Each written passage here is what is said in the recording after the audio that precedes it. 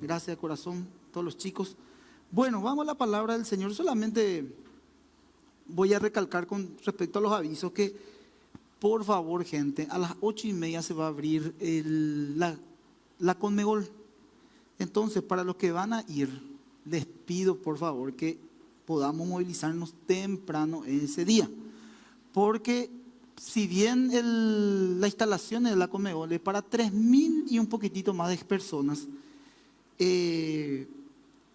la iglesia Más que Vencedores Central tiene más o menos entre 2.700, 1.800 a 3.000 personas que asisten regularmente a la iglesia entre todos los cultos semanales y cultos de domingo. Nosotros las iglesias hijas tenemos un promedio también aquí de 200 personas más o menos, más las otras iglesias que son San Antonio, Lambaré, Mariano y Clorina también van a venir. Vamos a estar ahí medio apretaditos y yo no querría que nadie se quede afuera. Entonces, ¿cuál es la consigna? Poder llegar temprano. Si llegamos temprano, todo vamos a entrar. Entonces, yo les pido por favor que los que vamos a ir podamos movilizarnos temprano. Si salimos tarde, después ya nos agarra embotellamiento. Eso yo le digo ya por experiencia, ¿verdad? En el trayecto de Aviador del Chaco hay un embotellamiento, van a haber colectivos que le van a trasladar a la gente. Entonces, si nosotros nos organizamos y somos ordenaditos, vamos a estar todos ahí para las 9 de la mañana, full ahí para presenciar el culto unido de la iglesia. Entonces, nada más ese detalle, por favor, a tomar en cuenta y vamos a ir mencionando esto en cada servicio a poder ir temprano para los que quieran presenciar. Y también, repito, a la tarde aquí vamos a tener servicio porque no vamos a dejar de congregarnos ese domingo. Amén, hermanos. Bueno, entonces vamos a la palabra del Señor en esta mañana. Un llamado poderoso titulé la palabra de Dios. Un llamado poderoso. Recibir un llamamiento de Dios significa recibir una invitación. De manera particular, sabiendo que muchos son llamados y pocos los escogidos, ¿verdad? Escuchamos siempre eso. Eso está en el capítulo 22, Mateo capítulo 22, versículo 14. Muchos son llamados, pocos los escogidos. Entonces, yo empecé a escribir y decía, es una invitación particular, sabiendo que muchos son llamados y pocos los escogidos. Ahora, acá yo quería apoyarme con este versículo bíblico, pero yo no puedo quitar un versículo bíblico de contexto y poder enseñarle a ustedes porque no es lo correcto. Entonces yo tendría que contextualizarle el versículo bíblico para saber qué está diciendo en realidad, porque muchos son llamados y pocos los escogidos. Entonces el contexto habla de la parábola de la fiesta de la boda. Y Jesús narró esta parábola parecida, semejante, en Lucas 14, 16. Solamente le doy estas referencias, 16 al 23. Y el título de aquella parábola, que es muy parecida a esta, es Convidado a las bodas. Sin embargo, aquí, esta fiesta o esta boda era para el hijo del rey. Vamos todos juntos a Mateo capítulo 22. Esta es la introducción de la prédica de un llamado poderoso. ¿Sí? Mateo capítulo 22. Vamos todos a Mateo capítulo 22. ¿Trajeron su Biblia? Y los que no trajeron, enciendan sus Biblias, porque vamos a utilizar mucha palabra en esta mañana. Bueno, entonces, la parábola de la fiesta de las bodas. Fíjense lo que dice el versículo 1. Respondiendo Jesús, le volvió a hablar en parábolas diciendo, el reino de los cielos es semejante a un rey que hizo fiesta de bodas a su hijo. Bueno, el rey invitó a la boda, en la boda de su hijo. ¿Qué pasó? No quisieron ir los invitados. Van a ir viendo ustedes eso, vamos a ir leyendo. Entonces volvió a enviar a otro siervo a llamarlos diciendo que preparó comida rica, de primer nivel, un gran banquete. Pero no hicieron caso y cada uno fue a sus labores. Fíjate lo que dice el salto al 5. Mas ellos, sin hacer caso, se fueron. Uno a su labranza y otro a sus negocios. Acá podemos ver una apatía de los invitados. y también un rechazo a tal invitación. No quisieron irse a la boda del hijo del rey. Había por decirlo así, un banquete preparado, comida de primer nivel, pero rechazaron esa invitación. Fíjate el versículo 6, y otros tomando a los siervos, lo afrentaron y los mataron. Aquellos que fueron invitados a la fiesta, fue aún más desaire contra el rey. Mataron y asesinaron a los mensajeros del rey. Una increíble afrenta ante la bondad del rey. ¿Qué estaba haciendo el rey? Nada más invitarle a la boda de su hijo.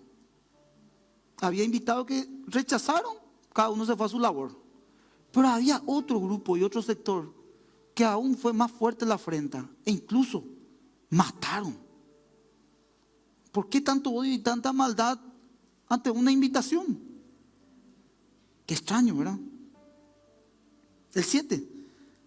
Al oír el rey se enojó y enviando a sus ejércitos destruyó a aquellos homicidas y quemó la ciudad.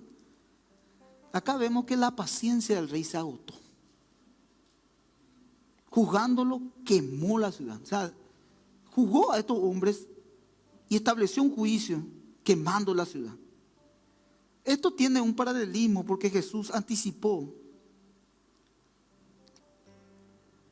la ciudad de Jerusalén en el año 70 después de Cristo. Inclusive, la gran piedra del templo fue destruida por fuego, reducida en ceniza. Y Mateo capítulo 24, yo solamente lo doy de referencia, predice la destrucción del templo, que iba a establecer un juicio.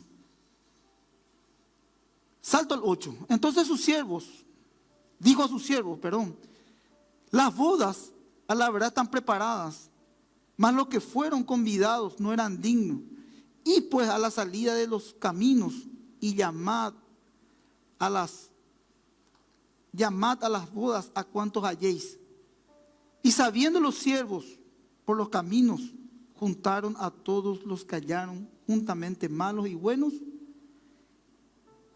y las bodas fueron llenas de convidados. Decía esto el rey, llamad a cuantos los halléis.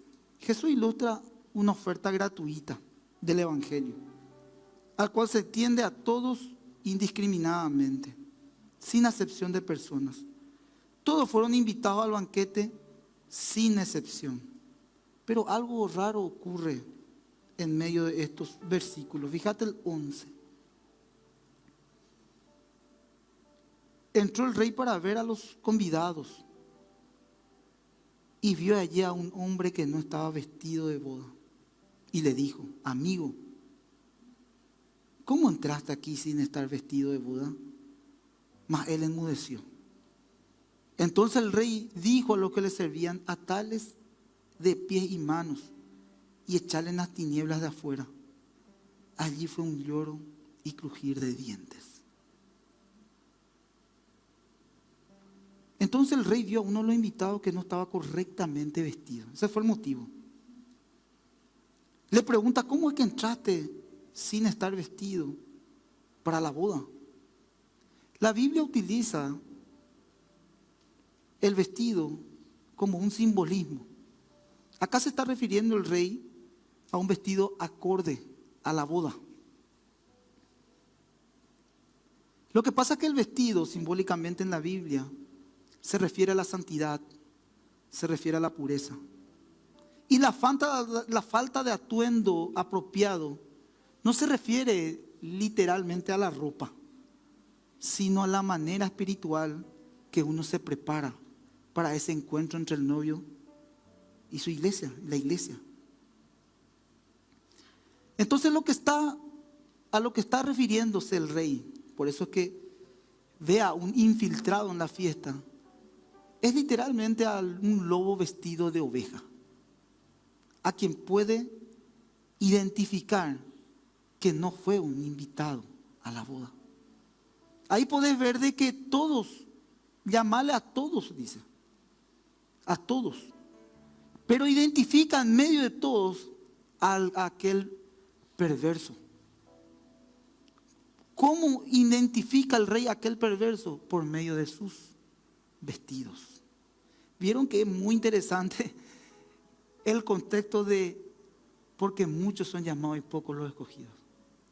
Todas las perlas que acá vas quitando para poder interpretar y entender correctamente un versículo bíblico. Lo que pasa es que el lobo vestido de oveja, como yo le decía, se refiere a un cristiano, o que dice, mejor dicho, ser cristiano, pero no vive una vida acorde a la palabra de Dios. Desprecia el estilo de vida de rectitud, se avergüenza de admitir su fe. Dice de boca, pero con sus gestos, sus actos, no es así. Trata de taparlos. Cuando habla de los vestidos, habla de la falta de transparencia. ¿Y saben qué es lo peor que pude entresacar de este versículo? De querer tomar del pelo al rey. Acá vemos el simbolismo de las bodas a un Dios que lo sabe todo. Pero muchas veces nosotros como seres humanos decimos, Dios no. Vemos su presencia lejana. Sin embargo, lo ve todo. Y Él sabe en qué andamos, qué no andamos, qué pensamos, qué no pensamos, qué hay en nuestro corazón, qué hay en nuestra mente. Lo escudriña todo, todo. El problema no es tanto entre nosotros externamente, sino el problema es nosotros internamente con Dios. A eso se refiere el vestido. Y ahí sí podemos ir al 14. Porque muchos son llamados y pocos los escogidos. ¿El llamado a qué se está refiriendo? A un llamado general, a lo que nosotros como familia de la iglesia entendemos, que es al arrepentimiento y la fe, por medio de la palabra de Dios, del Evangelio. Ahora, sencillamente esto ocurre aquí. Muchos oyen y pocos responden a lo que oyeron. Ese es el Evangelio. A consecuencia de esos llamados, no todos están dispuestos a consagrar su vida para el Señor y responder el llamado de Dios. Muchos dicen, sí, yo acepto, sí, yo quiero. Claro que entramos en el proceso, claro que el Señor va, diríamos, tratando con cada uno de nosotros. Claro que Dios nos va formando. Vemos acá una paciencia cuando estableció un juicio el rey, ya es porque se le acabó la paciencia. Lo que también podemos entender con Israel, lo que estábamos hablando un poco el domingo pasado, 40 años, hasta que se quejaban, murmuraban, eran idólatras, le dieron la espalda a Dios hasta que Él exterminó una generación. Pero vemos la paciencia de Dios, hasta que justamente aquellos invitados a la boda, incluso mataron, dice, a los mensajeros del rey. ¿A quiénes mataron? Aquellos que evangelizan su palabra, aquellos que llaman, aquellos que predican. Acá podemos hacer un paralelismo, aquellos misioneros, evangelistas, que se paran en las plazas, que predican en los colectivos, que llaman al pueblo a la fe, al arrepentimiento, entregando la palabra de Dios por un amor, por el evangelio. Aquellos que sirven por medio de sus oficios, sus profesiones. Aquellos que no solamente en el ambiente eclesiástico, sino aquellos laicos que por su estilo de vida confronta y molesta a las personas que los rodean. Molesta a un mundo que no quiere saber de Dios. Entonces, ese mundo, ese sistema caído, hasta tu propia vida le molesta tu estilo de vida o tu libertad. Y quizás literalmente no agarra un revólver, una pistola o un cuchillo y te mata. Pero sí hay un odio en su mente y en su corazón por aquellos que quieren hacer el bien, porque estos se oponen a Dios. ¿Me van siguiendo, hermanos?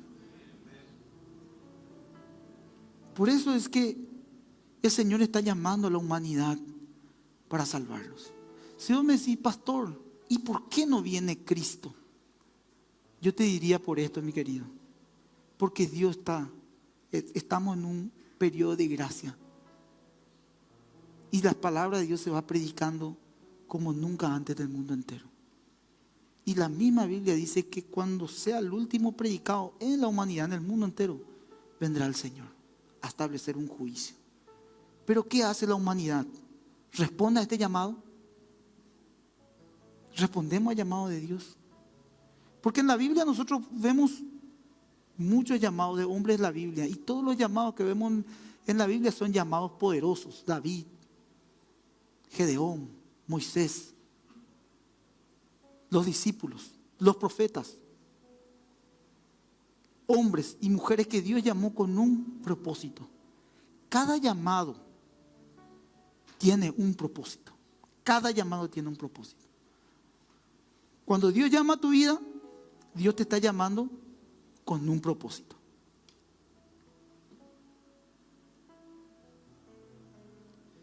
Y quiero referirme en esta mañana a un llamado poderoso. Me llamó mucho la atención el contexto por el cual se dio el llamado. Cuando yo titulaba la prédica, decía, bueno, voy a hablar de los apóstoles, puedo hablar del llamado poderoso de Pablo. Sí, tremendo. Puedo hablar del llamado poderoso de Pedro. Brutal. De Santiago. De un diácono, de Felipe. Sí. Podía hablar de un llamado poderoso de Ana, de Esther, o de Débora, de los jueces. Sansón tuvo un llamado poderoso. Y cada hombre de la Biblia tuvo un llamado poderoso. Pero yo estoy seguro, mis queridos hermanos, que así como se escribieron de estos nombres de la Biblia, esos llamados poderosos, yo sé que vos, de la mano del Espíritu Santo, estás escribiendo en tu vida el llamado poderoso que Dios está haciendo en tu vida. No es poca cosa. Que vos estés en la iglesia un domingo a la mañana, no es poca cosa. Es porque hay un llamado poderoso. Pero el punto es esto: ¿lo crees? Yo sé que vos estás invitado a esa boda. Y sé que vos estás en esa boda. Cuando empezaba a tipear esto, ayer a la tarde, la tardecita, decía esto. El rey miraba, se paseaba el rey por la boda. Y miraba a quién entró pirata a la boda. Yo sé que acá no hay ningún pirata. Yo sé que todos ustedes están convidados y invitados a la boda, a recibir de ese banquete, a bendecir y a disfrutar de lo que Dios nos está dando. ¿Sí o no? Pero me imagino que aquel que no está invitado se va a sentir incómodo. Y cuando el rey le confrontó, ¿saben qué hizo? Enmudeció, dice la Biblia. Bueno, hermanos, el llamado de Moisés, quiero darte el contexto. Vamos a ir estudiando versículo por versículo, contextualizándote el capítulo 1, 2 y 3. Pero ¿qué quiero que hagas con esta prédica? Que vos lleves a tu vida. Que vos traslades a tu vida, que vos reflexiones sobre el llamado que hay en tu vida y que vos escribas de ese llamado poderoso también en tu vida. Amén. Vamos a Éxodo.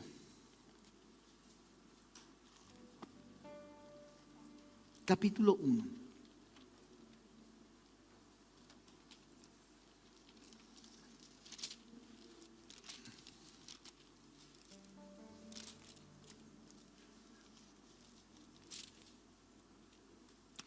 Aflicción de los israelitas en Egipto. Yo te voy a ir citando. Todavía no a partir del capítulo 3 recién vamos a empezar a leer. Solamente te voy a contextualizar. La aflicción de los israelitas. El faraón egipcio y el pueblo egipcio oprimía a Israel. Y cuando más oprimía, más crecía Israel. Más crecía. Se multiplicaban los hebreos. Y los egipcios temían a Israel. Entonces lo amarraron a servidumbre. ¿Y qué hicieron? Lo mandaron a trabajar. ¿Sobre qué? Sobre barro y sobre ladrillo. En servidumbre. Sí, porque tanto crecían. Entonces le envían a servidumbre a trabajar en la labor, por decirlo así, de constructor, de obrero, de albañil. Es correcto eso, ¿sí? Entonces el rey de Egipto habló a las parteras hebreas y le dijo que miren el sexo, o sea, crecían, se multiplicaban, ¿sí? Entonces, ¿qué hacen? Le dicen las parteras hebreas, el rey el faraón le dice a, a las parteras que puedan mirar el sexo de la criatura para ver si era un varón o era una nena.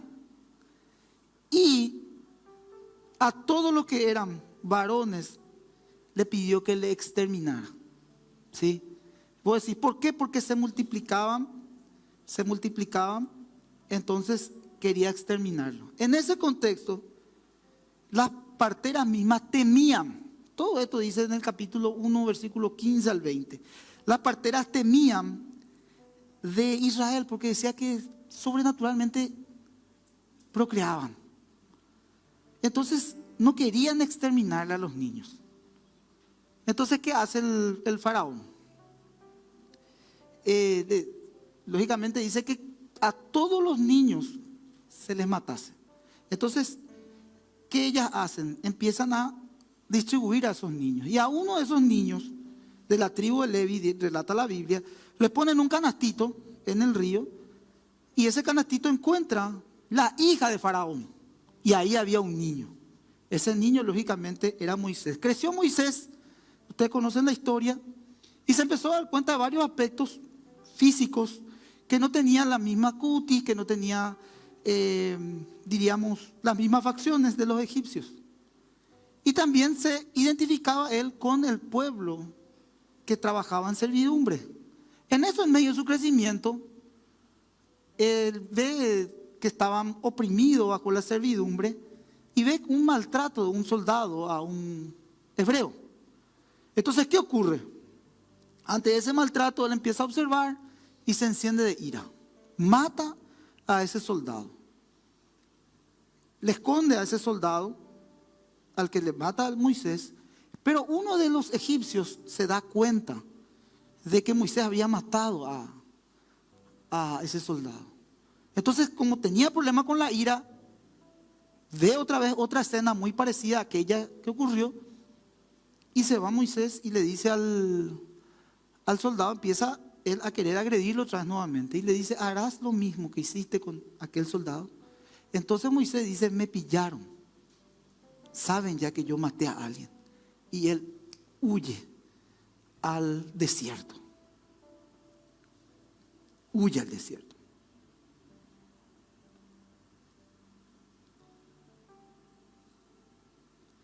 Moisés fue un hombre y uno de los más sobresalientes que jamás ha vivido. Tuvo una profunda influencia sobre sus contemporáneos y un tremendo impacto sobre la historia. Su actividad ocupa 137 capítulos de la Biblia. Es el autor del Pentateuco, los 5 primeros libros de la Biblia. Y de los Salmos 90 y 91, 80 veces se menciona en el Nuevo Testamento más que cualquier otro personaje del Antiguo Testamento. Eso más o menos es el contexto para irnos al capítulo 3. Ahora sí vamos a ir versículo por versículo. Yo también con ustedes, porque aquí se desarrolla el llamado de Moisés.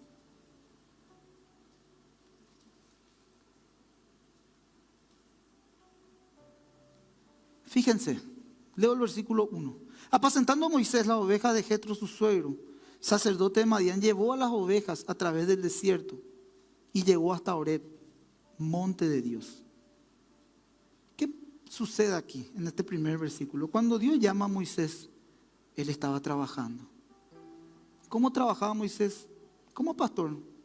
Vivía con su suegro Jetro, una vida completamente distinta a la vida que tenía en Egipto.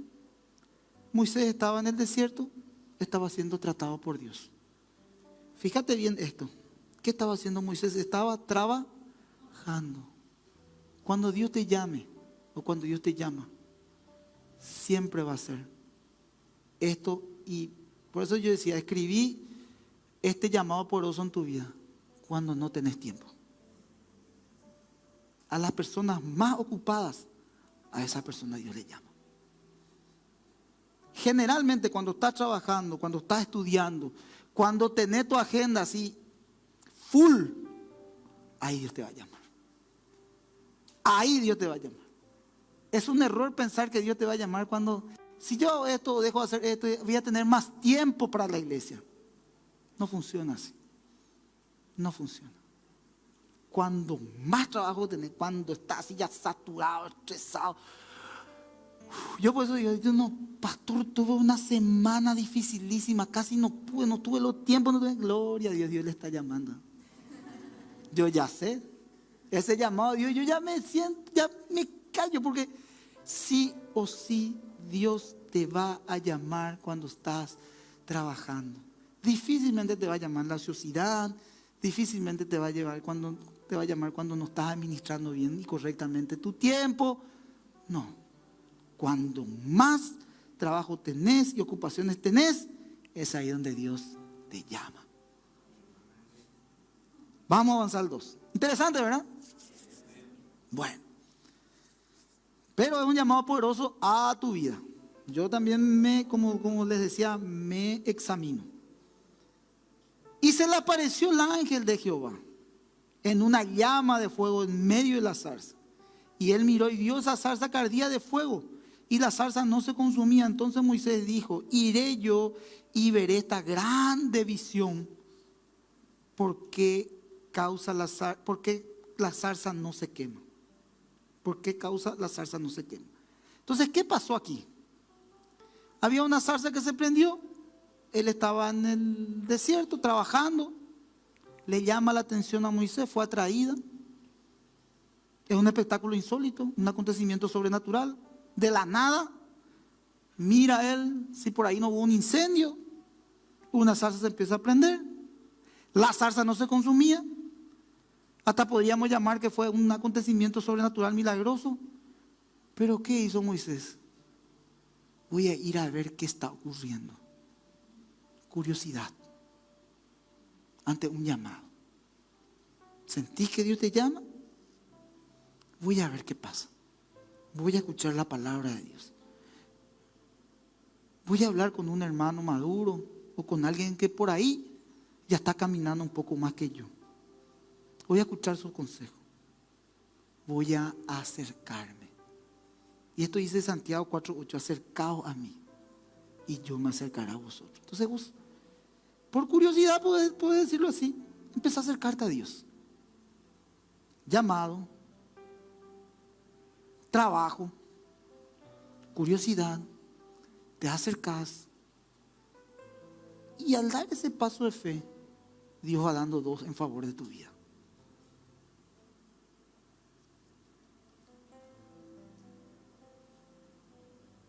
El acercarte a Dios, a esa zarza que se encendía, que era la presencia de Dios, es una relación íntima con Dios. Cuando ocurre eso, acá yo cité un motivo de curiosidad.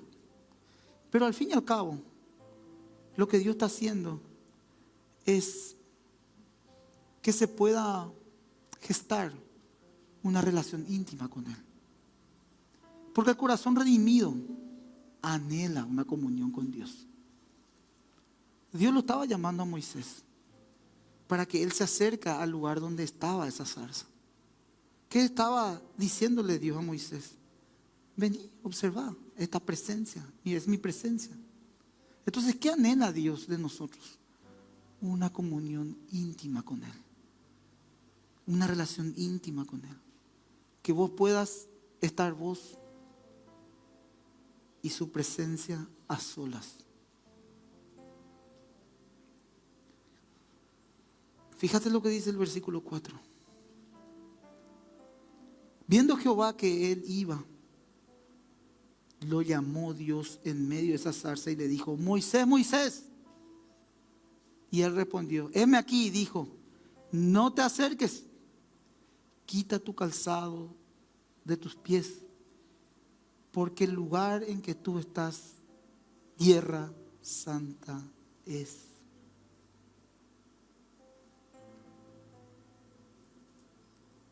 Lo llamó, ¿sí o no? El quitar el calzado de los pies es la reverencia al lugar santo. Pero más allá de quitarse los zapatos, lo que le estaba diciendo era despojarse de la incredulidad, de la autosuficiencia, del pecado para entrar en la presencia de Dios. Su primera lección fue de la reverencia ante la presencia de Dios. Porque muchas veces queremos entrar y entramos con los calzados puestos. Entramos todo mal.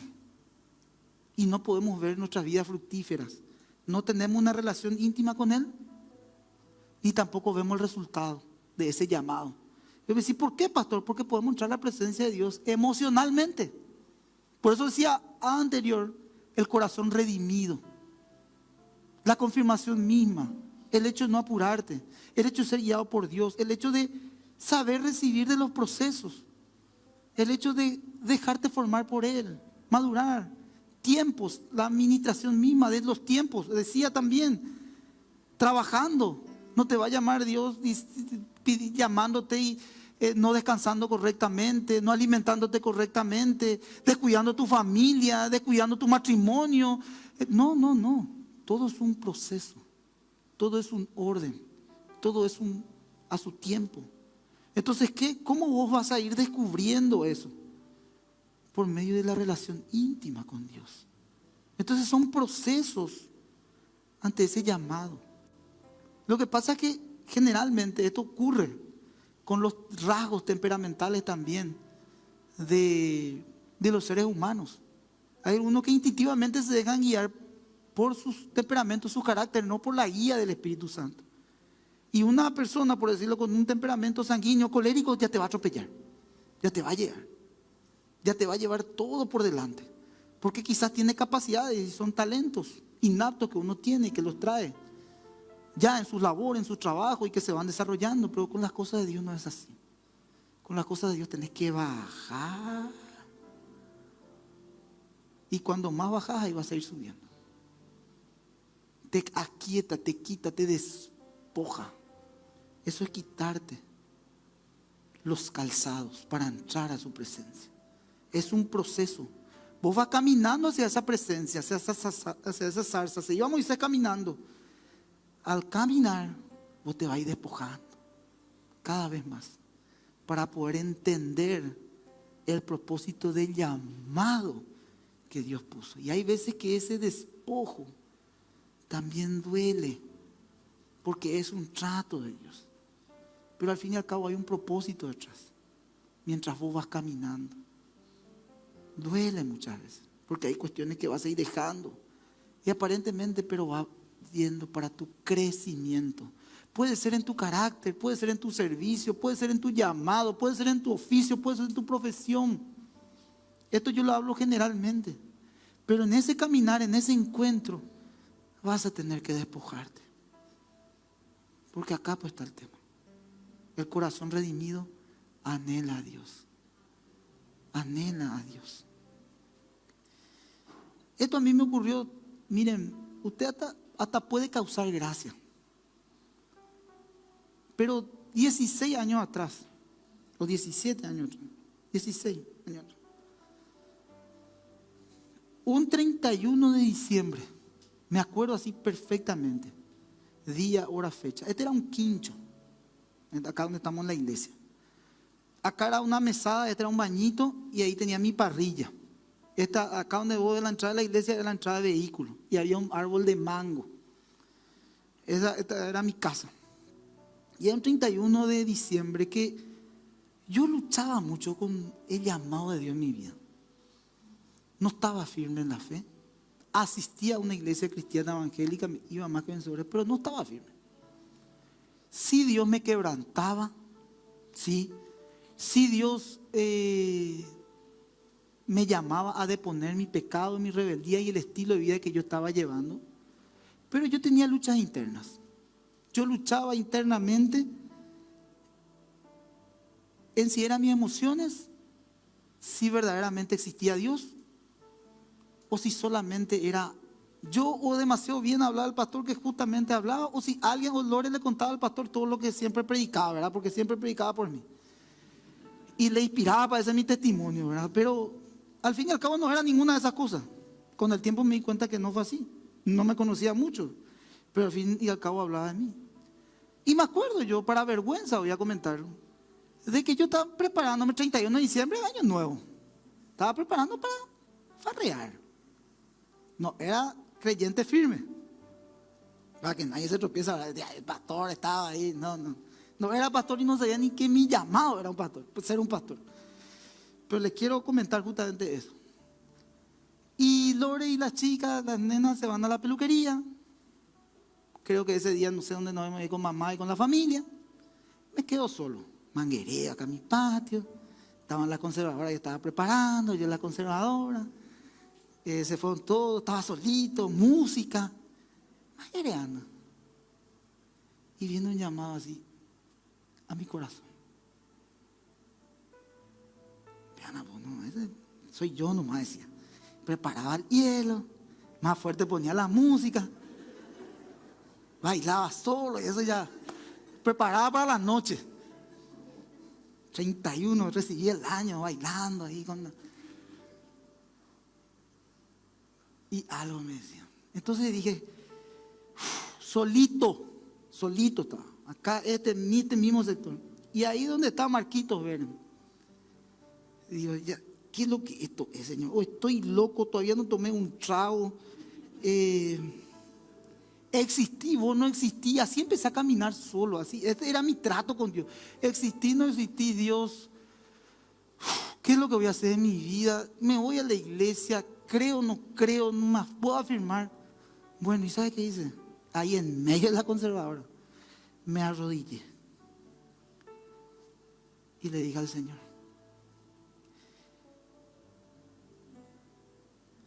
si verdaderamente existís y me llamás, Señor, hace algo por favor en mi vida. Porque así ya no puedo andar, ando medio loco, Señor. No sé si es verdadera o genuina tu presencia en mi vida, pero te pido que te manifiestes y que me hagas ver que eres real. Y si ese llamado que está poniendo en mi corazón hace algo, yo sencillamente, Señor, me arrodillo y te entrego mi vida. Eso fue todo. Así es. No pasó absolutamente nada. No vino un ángel. Ese día me fui a farrear. Y cuento bien, si Dios sabe. Pero después con el tiempo se fue ablandando mi corazón. Puso el Señor una tristeza pero tan grande en mi vida. Sin una tristeza de aborrecer todo lo que hacía. Y de entregarme completamente a Él. Y no fue de un día para otro. No fue de un día para otro. Yo entiendo que hay llamados así radicales, porque conozco. De un día cambió todo. Pero el mío no, y mañero será. Proceso tras proceso era mi vida. Para afirmarme. Yo sabía que esa zarza se prendía. Pero iba paso tras paso. Primero me desataba mi cordón. Después limpiaba mis zapatos, me ponía otra vez. Después me quitaba mis zapatos por un lado, después otro. No me quería despojar. Pero Dios me llamaba. Y en cada prédica sentía un clavo en mi corazón. Y yo sabía que ese clavo no era mi salud, no era nada, era espiritual. Yo sentía en mi mente y en mi corazón que Dios me llamaba, porque había un llamado poderoso en mi vida. Y lo único que yo tenía que hacer era dejar que Dios sea Dios y despojarme de mí. Y lo que más luchamos es porque no queremos despojarnos. Yo sé, hermano, porque yo también estuve sentado ahí donde vos estás. Y porque yo me siento donde vos estás. Y porque yo lucho por las cosas que vos luchás también. Por eso decía, he llamado un llamado quizás solitario, quizás de sufrimiento. Algunas veces ya superar lo moral, pero después está el carácter, después están las situaciones que enfrentamos, después están las circunstancias adversas. Después ya pasamos a otro nivel, después ya es la convivencia, después ya es el matrimonio, después ya son la familia, después ya son los hijos, y así vamos. Pero Dios nos llama. Amén. Bueno.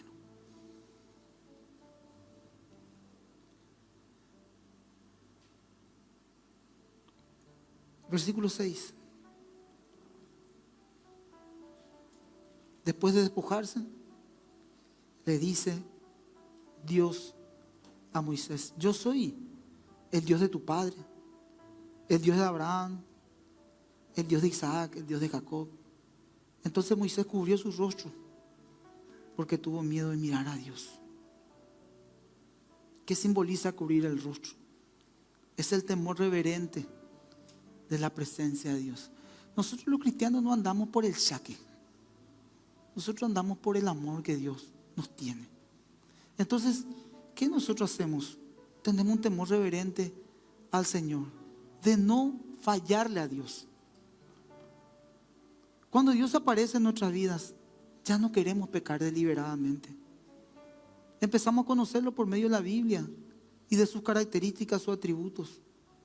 Y comenzamos a tener una relación íntima con Él. Él es la persona más importante en nuestras vidas.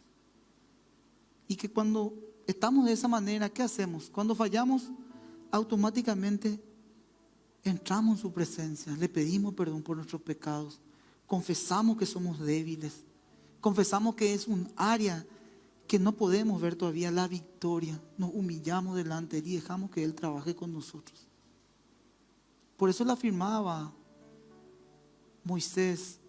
Dios a Moisés: yo soy el Dios de Isaac, de Jacob, de Abraham. Yo soy, le decía. Y que cuando el Señor está en nosotros, ya no queremos y ya no podemos ser iguales. Algo yo te quiero decir: ya no vas a poder pecar tranquilo. Ya no vas a poder pecar. Ya hay un temor reverente. Ya podés entender que no ves, pero su presencia está contigo. Donde nadie te ve, Dios te ve. Entonces vos decís: acá nadie no me ve. Sí, alguien te está mirando. Alguien está contigo. Alguien está en vos. Y es su espíritu y es su presencia. Y ya no podés pecar tranquilo. Porque la palabra de Dios utiliza y hace un efecto en nuestras vidas. ¿Qué hace? Nos transforma, nos cambia. Ayer justamente estaba mirando el Hechos capítulo 17, el alboroto en Tesalónica. Pablo entra a predicar en una sinagoga judía, a hablar de Cristo. ¿Qué pasaba con los judíos? Estaban reunidos en la sinagoga, empiezan a escuchar, ¿qué cosa? El evangelio. Pablo empieza a hablar de todo corazón, de amor, compasión, con denuedo, la palabra de Dios, el evangelio, la salvación. ¿Y qué pasa con los judíos? Los judíos en ese contexto estaban viviendo una presión política y social de Roma. Y los romanos solamente, para los romanos solamente su Dios era el César. Y para los judíos Jehová. Imagínate lo que era el mambo. Y Pablo empieza a hablar de Cristo, crucificado y resucitado al tercer día. Y de tanta pasión que decía, ellos tenían que tomar una decisión. ¿Cuál era la decisión? ¿Creerle a César, Jehová o Cristo, que era el camino a esa salvación? ¿Qué pasaba? El evangelio que Pablo predicaba empezaba a trastornar, dice literalmente la escritura. Trastornaba la mente de esos hombres para que tomen una decisión. Y ahí se inicia la iglesia en Tesalónica, de una sinagoga judía, capítulo 17 de Hechos de los Apóstoles, por el poder de la palabra, del evangelio. Entonces decían, este es un loco. Pero si es un loco, su vida está corriendo peligro de muerte. Jasón le encubría a Pablo y con otros misioneros que ellos estaban predicando la palabra de Dios, porque corrían literalmente peligro de muerte. Por esta locura está predicando una verdad, y esa verdad trastornaba la mente y el corazón de la gente. Ese es el llamado de Dios, irresistible, que da al hombre la decisión de tomar a Cristo como su Señor y Salvador. Algo que tu corazón arde, ese fuego ante ese llamado.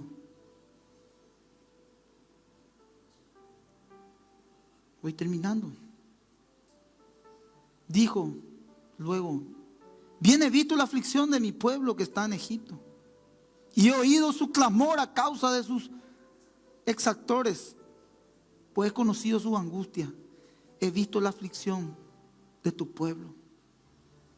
Prometió liberarlos de la esclavitud de Egipto, así como Dios promete liberarnos de la esclavitud de nuestros pecados. La oración de intercesión es una oración poderosa.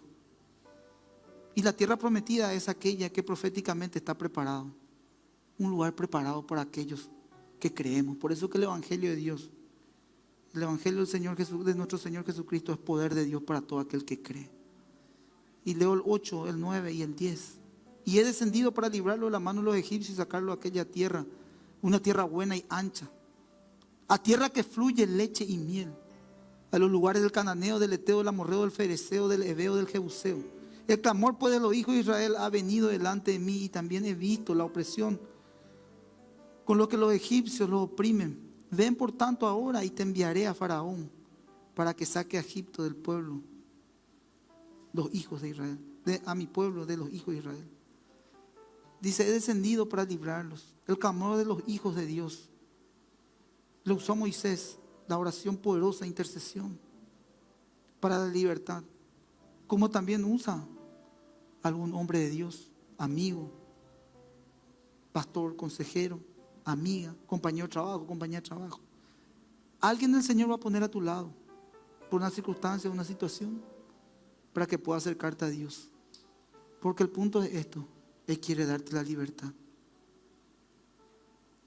Por eso dice este versículo, Hebreos 5, 3, 15 al 16. Tengo aquí en mi anotación. Entre tanto, si oyereis hoy mi voz, no endurezca vuestro corazón, como en la provocación. ¿Quiénes fueron los que habiendo oído le provocaron? ¿No fueron todos los que salieron de Egipto por la mano de Moisés? ¿Y con quiénes estuvo él disgustado 40 años? Esto le dijo a Israel. El autor de Hebreos también se utiliza este versículo en otros contextos. Pero acá literalmente está refiriéndose el autor de Hebreos a Israel como un ejemplo paralelismo.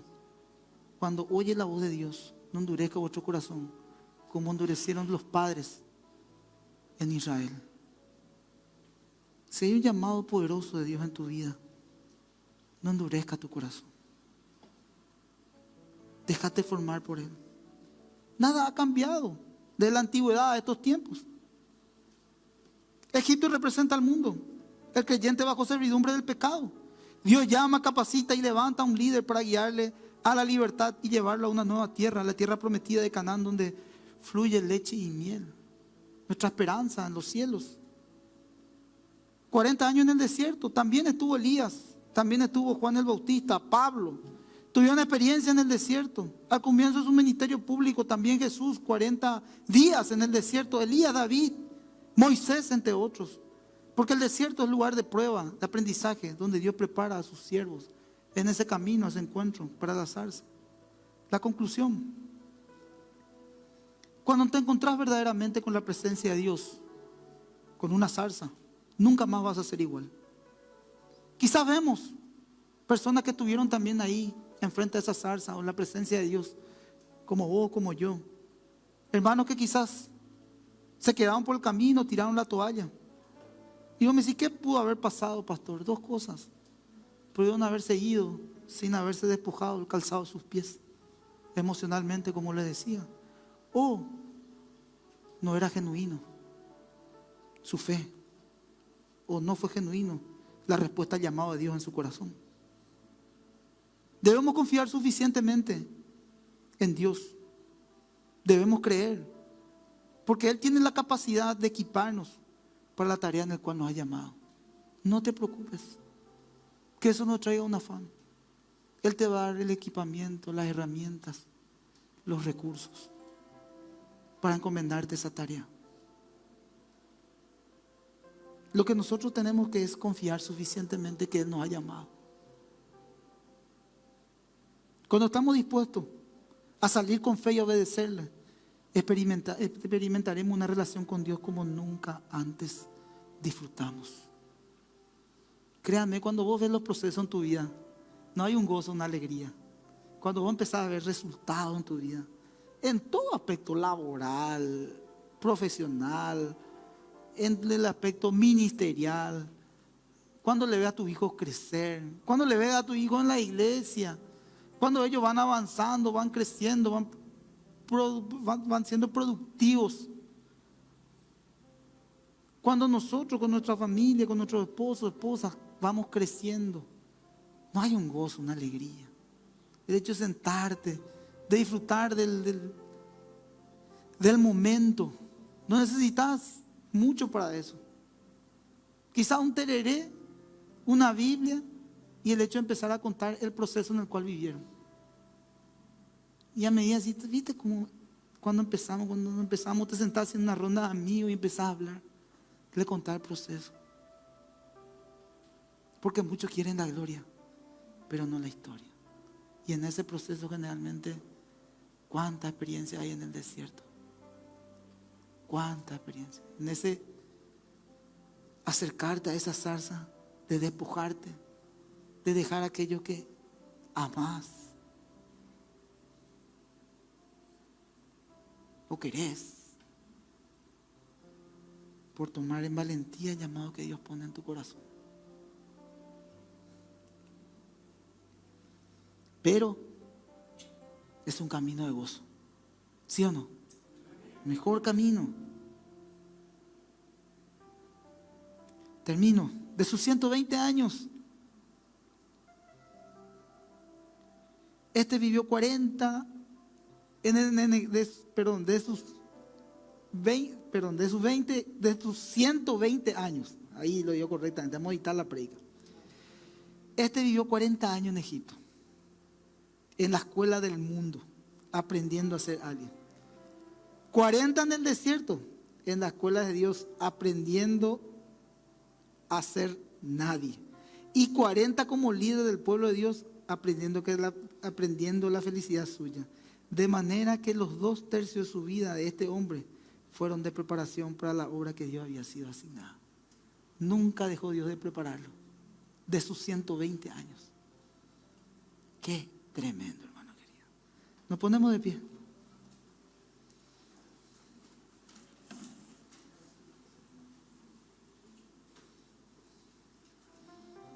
De sus 120 años, 40 vivió en Egipto, en la escuela del mundo, aprendiendo a ser alguien. 40 en el desierto, en la escuela de Dios, aprendiendo a ser nadie. Y 40 como líder del pueblo de Dios, aprendiendo que la felicidad suya. De manera que 2/3 de su vida de este hombre fueron de preparación para la obra que ha sido asignada. Señor, gracias. Porque estamos siendo invitados, Señor, a esa boda. Creo que el llamado tuyo es un llamado sin ninguna manipulación. Creo que el llamado es genuino, verdadero. Y que cuando tú llamas, tú haces las cosas. Porque la obra es tuya en nuestros corazones. Que siento guiar al pueblo el hecho de despojarnos nosotros mismos y dejarnos formar en aquel que tiene el absoluto control de todo. Nada escapa a la voluntad de Dios. Él sabe que estás en el tiempo perfecto. Él sabe cuáles son tus anhelos. Él conoce tus oraciones, de tu caminar, de los triunfos, de los logros y de los fracasos, de tus victorias, de tus derrotas. Porque Él es tu Padre, porque Él te ha llamado, porque Él te ha escogido, porque quiere hacer una obra de perfección en tu vida. Por eso en esta hora, Señor, nos rendimos completamente a ti y te damos el absoluto control. Haz tu obra en mí. Puedes decirle eso al Señor: haz tu obra en mí. No tengas miedo. Decirle: haz tu obra en mí. Haz tu obra en mí. Aquellos que están sintiendo ese llamado en sus corazones, el Espíritu Santo pone un fuego para que arda su corazón. Y pone una valentía, un espíritu de poder, de amor y de dominio propio para poder seguirlo. Él es tu pastor.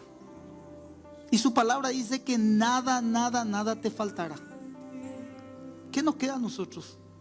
Confiar y rendirnos. ¿Te animás a cantar esta canción? y a profesar en fe. Cerca de ti, yo quiero estar para escuchar tu voz y aprender de ti. Quiero ser un reflejo de tu amor. Yo quiero vivir solo en tu voluntad, Jesús. Eres mi buen pastor, tú conoces mi camino, Jesús. Puedo y quiero confiar en ti, oh mi Dios, me rindo. Le decimos una vez más, Jesús, eres mi buen pastor, Jesús,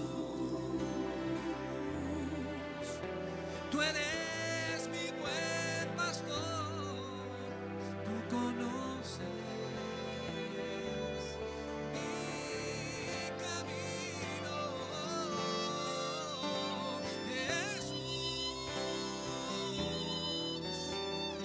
puedo confiar en ti, oh mi Dios, me rindo. Siento decirte esto, no temas, no tengas miedo. Esa zarza está enfrente tuyo. Camina hacia ella. Logra una intimidad con Dios y Él te va a guiar y te va a llevar a un buen puerto. Su voluntad para tu vida es buena, agradable y perfecta. Y si por ahí causa esto un temor, una incertidumbre, la promesa del Espíritu Santo es que toda tristeza se convertirá en gozo cuando haya venido sobre nosotros su Espíritu. También le decía a sus apóstoles antes de ascender, cuando ellos no entendían mucho: recibiréis poder cuando haya venido sobre vosotros el Espíritu Santo. Y me seréis testigos en toda Judea, en Jerusalén y hasta los confines de la tierra. Ellos también recibieron ese poder, esa valentía para poner en práctica la misión que Dios le había puesto en sus corazones. Así creo fielmente en aquellos de que están recibiendo en esta mañana ese fuego en el corazón, de que Dios encomienda esa valentía para caminar por medio de la fe. No temas, Dios está contigo. Su promesa dice que Él estará con ustedes hasta el fin de los tiempos. Él estará con nosotros, Él está con nosotros. Él es nuestro sustento, Él es nuestra fuerza, Él es nuestro sostén, Él nos mantiene firmes. Es su presencia que va con nosotros. Amén, hermanos. Vamos a orar, bendecir al pueblo y entregar este domingo hermoso a que puedan disfrutar en familia, a que puedan bendecir sus casas, su familia y con las personas que van a ir a compartir. Amén, hermanos. También afuera hay una talla de harina para los que quieran colaborar. Entonces quiero orar por ustedes y bendecirles en este tiempo, y lo que quieran oración pueden pasar.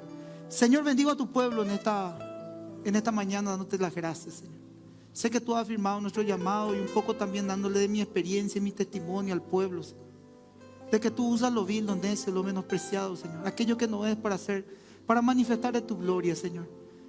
Nadie nos sentimos capacitados, Señor, para poder emprender una obra tuya, Señor, en el lugar donde nosotros estemos, en nuestros oficios, trabajos, estudios. Pero al fin y al cabo, Señor, tú pones en nosotros de tu poder para poder alcanzarlo y lograrlo. Descansamos y te entregamos, Señor, nuestras vidas. Y que la bendición del Padre, del Hijo y del Espíritu Santo esté con cada uno de ustedes, su casa, familia, en el nombre poderoso de Jesús. Amén y amén. Que Dios les bendiga, hermanos queridos. Nos vemos el miércoles. Que Dios les bendiga. Los que quieran oración pueden pasar. Tu cumpleaños, vení, vamos a orar por tu vida. Eliseo, él pidió la doble unción, la doble porción, Señor, la doble bendición. Así quiero bendecirla, Santi, Señor. Él está en el lugar donde se necesita, siempre con un corazón predispuesto, un ejemplo para muchos de nosotros, para muchos de los jóvenes, un referente aquí en la iglesia junto con su esposa. Y Señor, hoy como congregación bendecimos su vida y te damos gracias por un año más de vida. La vida de Santi, su amistad nos bendice, Señor. Y hoy bendecimos la vida de nuestro amigo, le cubrimos en oración y te damos gracias por él, por su casa y su familia. En el nombre poderoso de Jesús, amén y amén. Felicidades, Santi querido.